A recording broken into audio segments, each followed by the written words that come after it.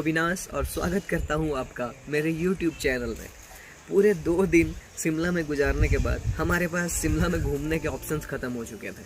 हमने एंजॉय किया Kufri hills, mall road और नालदेहरा जैसी चीज़ें। उसके बाद रात को हमने प्लान किया शिमला से कहीं बाहर जाने का। अगली सुबह हम निकले एडवेंचर वर्ल्ड के लिए और चैल के लिए। चलिए देखते हैं कि हम वहाँ कैसे गए, वहाँ जाने का खर्च क्या है और वहाँ क्या क्या है। इन रास्तों से होते हुए हम निकल चुके थे एडवेंचर रिजॉर्ट के लिए, जो मौजूद है गालू शिमला NH22 पे। यह कुफरी हिल से 4 किलोमीटर की दूरी पे है। कुफरी से यहाँ जाने में आपको 10 मिनट का समय लग सकता है। अंडर एंट्री से पहले ही हमारे पास कई सारे ऑप्शन मौजूद थे। आप वहाँ सिर्फ घूम भी सकते थे या एक राइड ले सकते थे, या सारे राइड्स के लिए आपको 1000, 2000 या फिर सिर्फ 300 में आप घूमना और 1 राइड कर सकते थे। अगर आप अंदर जा रहे हैं तो वहाँ की पेस्ट्री और केक्स ज़रूर ट्राई करें, वो सच में बहुत ज़्यादा ही टेस्टी था। यहाँ थोड़ी देर एंजॉय करने के बाद हम निकल चले चैल के लिए, जो कि शिमला से 46 किलोमीटर की दूरी पे है। वहाँ जाने के लिए हमें 2 घंटे का वक्त लग गया। चैल के बाज़ार से घूमते हुए एक छोटा सा बाज़ार एरिया है चैल, जहाँ एक बस स्टैंड और घूमने को कुछ जगह है। यहाँ घूमने की कुछ जगह जैसे साधु का पुल, काली का टिब्बा और राजा का पैलेस है। बाज़ार में कुछ देर आगे पहुंचने के बाद हम पहुंच गए चैल बस स्टैंड पे, जहां से हमें जाना था काली का टिब्बा और साधु पुल के लिए। इन घुमावदार रास्तों से होते हुए हम निकल पड़े थे काली का टिब्बा के लिए। काली का टिब्बा चैल से 7 किलोमीटर की दूरी पे है, जो कि चैल के बिल्कुल टॉप पे मौजूद है। हमने एक्सपेक्ट भी नहीं किया था कि काली का टिब्बा इतना ज़्यादा सुंदर और आकर्षक होगा। जैसे जैसे हम मंदिर की ओर बढ़ रहे थे, उस मंदिर ने हमारा मन ही मोह लिया था। वहाँ से गुजर रहे बादल और वहाँ से दिख रहे पर्वत श्रृंखला देखने ही लायक थी। बारिश के मौसम में ऐसे तो ये मंदिर पूरा बादलों में ही समा जाता होगा, और उस वक्त ये देखने में और भी खूबसूरत लगता होगा। अपने जूतों को बाहर उतार पूरी भक्ति से हम बढ़ लिए माता की मंदिर की ओर। पूरी संगमरमर से बनी सीढ़ियों पे चलते हुए हम पहुंच गए थे माता के दर्शन को, और यहाँ पहुंचकर हमें दिखाई दी हमारी काली माँ।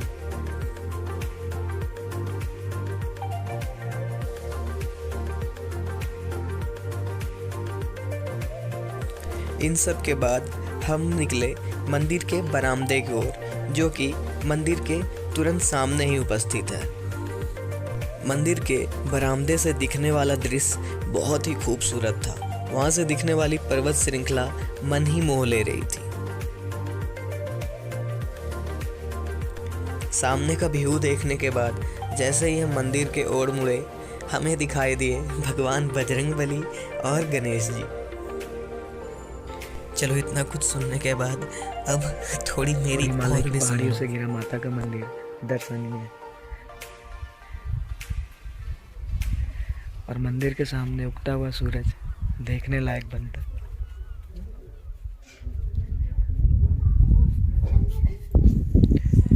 मंदिर के परिसर में कंस्ट्रक्शन इन प्रोग्रेस था।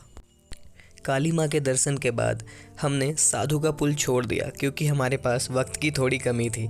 रात हो रही थी और ये रास्ता पूरा धुंध से ढक जाता है। तो हमने डिसाइड किया कि हम बढ़ेंगे महाराजा पैलेस की ओर। जानकारी के लिए आपको बता दूं, ये वही पैलेस है जहां रणछोड़ दास को 3 इडियट में उसके दोस्त ढूंढने आते हैं। अंदर जाने से पहले मुख्य द्वार पे ही हमने पर पर्सन 100 रुपए के टिकट कटवाए। फिर हम बढ़े पैलेस की ओर।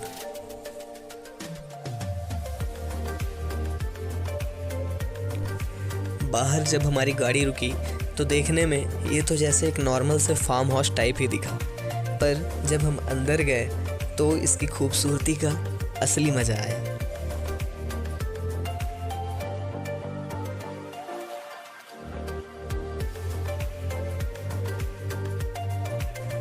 बाहर बोर्ड पे साफ साफ अक्षरों में कुछ लिखा था। वैसे तो अब इस पैलेस को होटल में तब्दील कर दिया गया है। अगर आप चाहें तो यहाँ रुक सकते हैं, आप अपनी मर्जी से राजा का कमरा, प्रिंसेस के कमरे में रह सकते हैं। चलो मैं अब आपको पैलेस की सैर करवाता हूँ। Kings dining restaurant. वहाँ मौजूद हर सामान पे बनी कलाकृतियाँ और दीवारों पे की गई नक्काशी से आपको पता चल जाएगा कि ये किसी पुराने ज़माने का पैलेस ही रहा होगा। जरूर।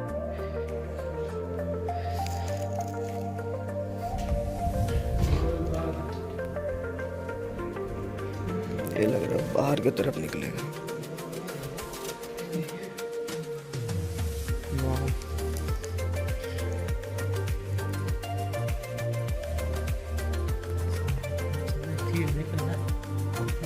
खाने पीने के लिए लगता है।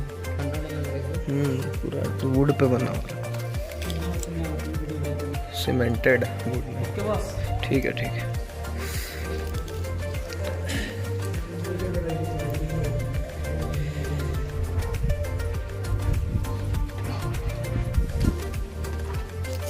Field area.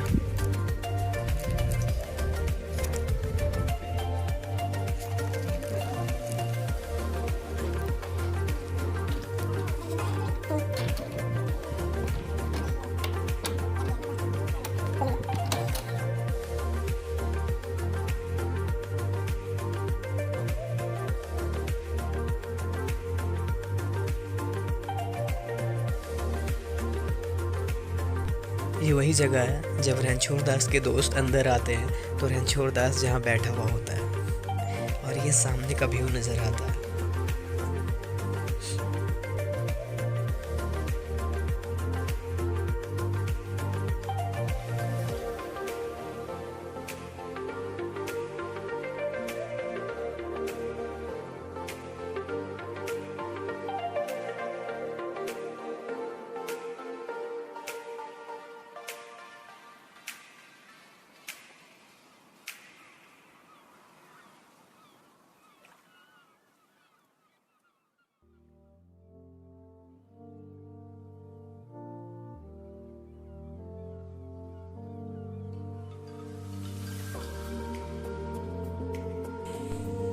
पूरा पैलेस घूमने के बाद वहाँ एक डाइनिंग रूम भी मौजूद था जो कि अब होटल में ठहरे लोगों के खाने का प्लेस बन चुका था।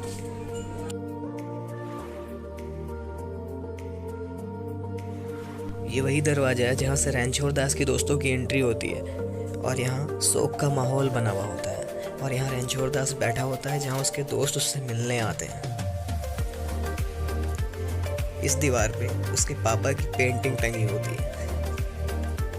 वक्त की कमी के कारण हमें चैल से जल्दी निकलना पड़ा क्योंकि अंधेरा हो रहा था। हमने एक दो प्लेस वहाँ फ्यूचर के लिए छोड़ दिया और हम चल पड़े शिमला में अपने होटल की ओर क्योंकि अगली सुबह हमें औली के लिए निकलना था तो थोड़ी आराम की भी आवश्यकता थी। वैसे अगर आपको मेरी वीडियो पसंद आई तो चैनल को सब्सक्राइब करें, लाइक एंड शेयर करना ना भूलें। फिर मिलते हैं आपसे अपनी अगली वीडियो में।